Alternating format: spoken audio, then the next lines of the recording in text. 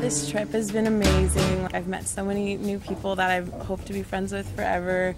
And at first I was nervous coming in here, not having people from different states that I didn't know beforehand, but it's been an amazing experience and we've gotten to know each other really well and became really, really close.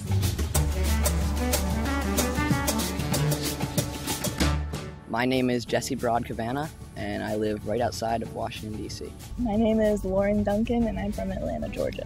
My name is Jessamine Taylor, and I'm from Forest Grove, Oregon. My name is Isaac Preston, and I am from Round Pond, Maine. My name is Emily Looney, and I'm from Broomfield, Colorado. My name is Caitlin Knight, and I am from Morrison, Colorado. My name is Tessa Colby, and I'm from Pawcatuck, Connecticut. My name is Bailey Morales, and I am from San Jose, California. I think we can go with that.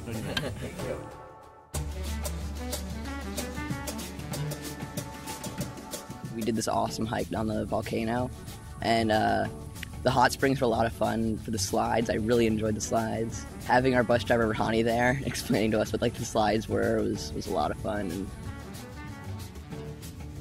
so after a fun-filled time at La Fortuna, we ended up driving through these banana fields, past these rivers and such, over bridges, to the edge of what is known as the Pequari River, at least one part of it, that leads out to the ocean. There was a man waiting in a boat to pick us up. We loaded all our stuff onto this very small boat, and we drove out there, across the river to the Pequari Reserve.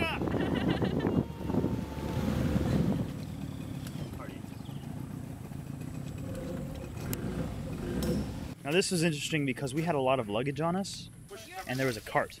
And I, being the largest person there, decided, well, I guess I'm pulling the cart. This was the worst idea I've made on the entire trip because the sweat never stopped. And let's not even get started on the mosquitoes. The whole reserve is in the middle of a jungle, which is kind of scary because at night you hear all these monkeys, like howler monkeys, and these crazy birds, and they all sound like aliens, and it's cool, but it's scary. The beach is beautiful and it's private, and we walk down it and we see all these turtles, and then there are so many crabs just running out of the holes into the water. It's right outside of the jungle. It's really cool.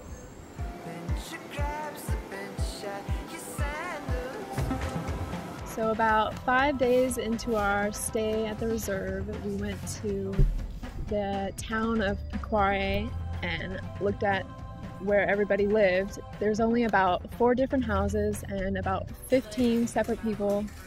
Even one of the people who lived in that town was one of our cooks at the reserve.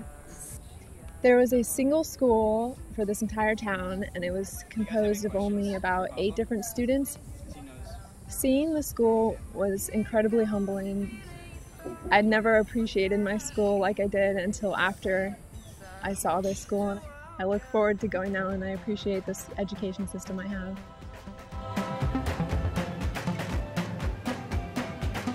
Working with the turtles was awesome. The baby turtles were probably like the cutest things I've ever seen in my entire life. And I got to hold them in my hands, which was a really cool experience.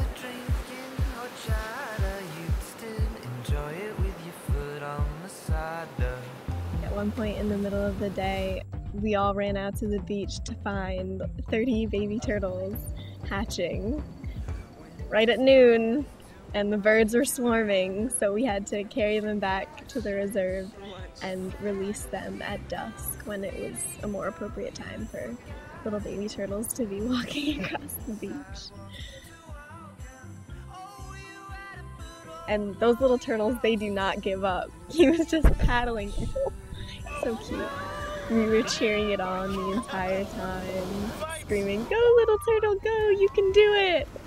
And when we saw it get swooped up by a wave, everyone screamed in excitement like, "Yeah, good luck to you in your life."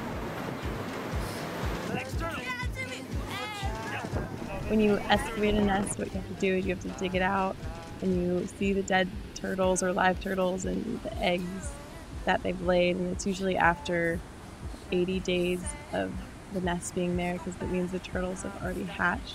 But the eggs that you find, you count them, see how many hatched, how many didn't hatch, and how many are just eggs that weren't fertilized. You open the eggs, and usually you have to smell it and see if it smells bad, like bacteria or a fungus or something, to tell why the turtle didn't hatch or what caused it to not be able to go out to sea. So we did these every day in the afternoon, and I had some pretty interesting experiences. There's some larvae and nasty things in there, but when I first did it, it was disgusting, but you have to push through it. And then the reward is that every once in a while you'll find a live baby turtle that you get to put out to the ocean. The main reason we were at Pacifism Reserve was the night watch. And the night watch was the process of getting up in the middle of the night and walking down the beach on the reserve to look for mother turtles who have come out of the water to nest and to lay their eggs.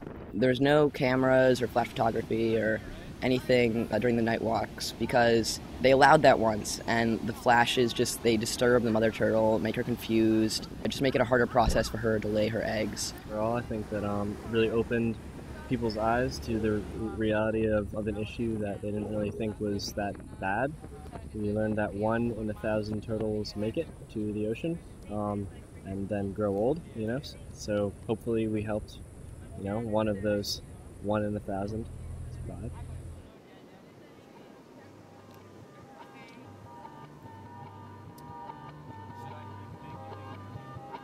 It's a really cool experience to see what these researchers do in their daily lives.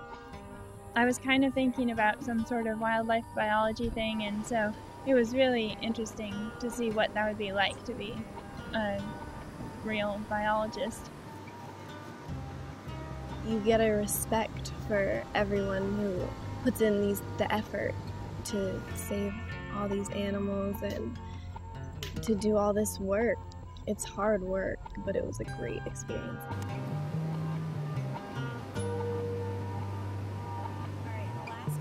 The first night that we were at the reserve, there was this huge turtle just sitting there on the beach digging this hole, and there was lightning that was just flashing in the background, and it made it super dramatic. And even though it was stormy and dark, it was actually quite nice and sort of warm out there. So I was standing there in flip-flops and shorts watching this turtle lay this nest, and it was really, really cool. It was some magical moments. She dug up a path, and the turtle was humongous itself. It was like a dinosaur kind of, and it's hard to really explain unless you actually see it, but it was not what you would imagine. It was just a big turtle. I was in awe and surprised and amazed on how amazing this creature actually was. And we saw so many of them on that beach, so it's so great that we have that.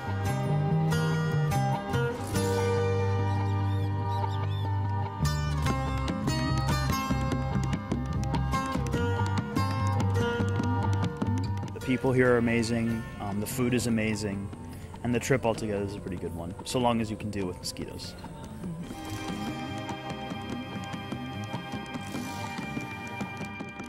We got really close, really fast, just because we were living in close quarters, and no one was really judging. So we were all just kind of ourselves throughout the entire trip. I've never met such cool people in my life. Felt so good. The people here on this trip are incredibly unique in their own way, but there is one thing that they all have in common, and that is their intelligence. They're all so incredibly smart.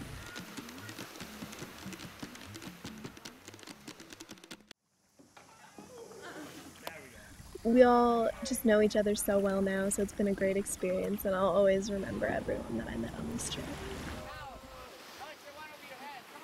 So this has been a really, really, really fun trip. I think it was great because it was really, really small, and we got to really connect, and I became very, very, very close with a lot of the people. It's super fun, especially if you're into like biology and sea turtles, because you learn so much and you get to be so close with everybody that you're with, and it's just a great experience to have away from home and with new friends and everything. So it's awesome.